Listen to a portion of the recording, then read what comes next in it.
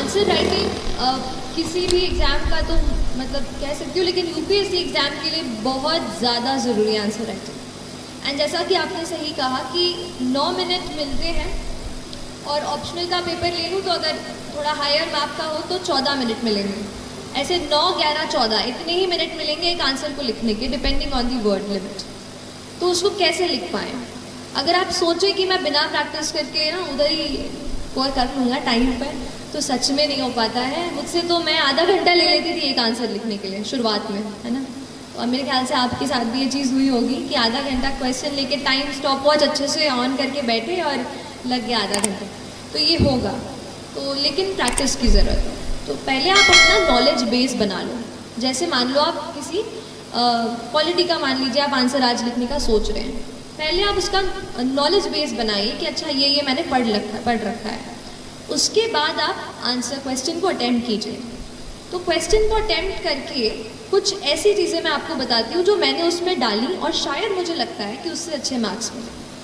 कोई भी आंसर अगर केवल जैसे शुरू किया, थोड़ा सा बताया, और वो है ना एक स्टैंडर्ड फॉर्मेट की introduction, then body, then conclusion, ये तो हम लिखते ही हैं। इसके अलावा आप अपने आंसर्स में कुछ फैक्ट्स कोट कर सकते हैं। जैसे कि हम न्यूज़पेपर पढ़ते हैं तो नहीं पढ़ते हैं कि 50% of the Indian population is this, कुछ भी ऐसा डेटा रहता है, जीडीपी का डेटा रहता है और कुछ। तो ऐसे फैक्ट्स जो हैं आप कोट कर सकते हैं। This is 1। नंबर 2, कोई भी कमिटी की रिपोर्ट ऐसे आता है कि जैसे अभी आया था कि justice B N Shri Krishna की रिपोर्ट आई थी, है ना, प्रिवेसी को लेकर के, राइट टू प्रिवेसी को। तो वो एक रिपोर्ट मैंने आंसर में कोट की थी। तो ऐसे कोई भी रिपोर्ट्स और कमीशंस जो बैठते हैं, जैसे आपने पुंची कमीशन, सरकारिया कमीशन, एआरसी, इनके बारे में सुना होगा, तो इनकी रिपोर्ट्स को आपको वहाँ पे लिखना है कि इनके हिसाब से ये व्यू पॉइंट है। कुल मिला के बात ये है कि हमारा व्यू पॉइंट तो ठीक है, पर हमारे व्यू पॉइंट को एक्सेप्टेबल बनाने के लिए हमें किसी का सहारा लेना पड़ेगा। तो हम उस फैक्ट का सहारा लेंगे या उस कमिटी का सहारा लेंगे, तो हमारी कही हुई बात ज़्यादा एक्सेप्टेबल साबित होगी। आप समझ रहे हैं? तो ये फैक्ट, कमिटी, इसके अलावा आजकल इंडेक्स बहुत आते हैं। जैसे आपने ease of doing business index सुना होगा, है ना। गवर्नमेंट भी उस पर काफ़ी स्ट्रेस कर रही है कि ईज़ ऑफ डूइंग बिजनेस पे हमारी रैंकिंग और अच्छी हो जाए। तो आप उन इंडेक्सेस को पढ़िए, जैसे एनवायरमेंटल प्रोटेक्शन इंडेक्स आता है, ऐसे।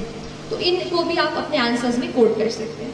And as far as time is concern, तो मैंने एक स्टॉप वॉच खरीदी थी छोटी सी, और बस फिर आंसर्स लिख करके अपना टाइम ऑन करके बार बार प्रैक्टिस करती हूँ।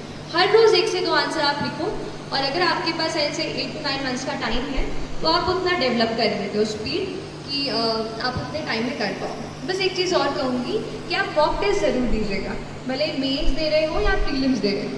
मॉक टेस्ट से उस टाइम में कैसे अपने आप को ढालना है वो हम अच्छे से समझ सकते हैं।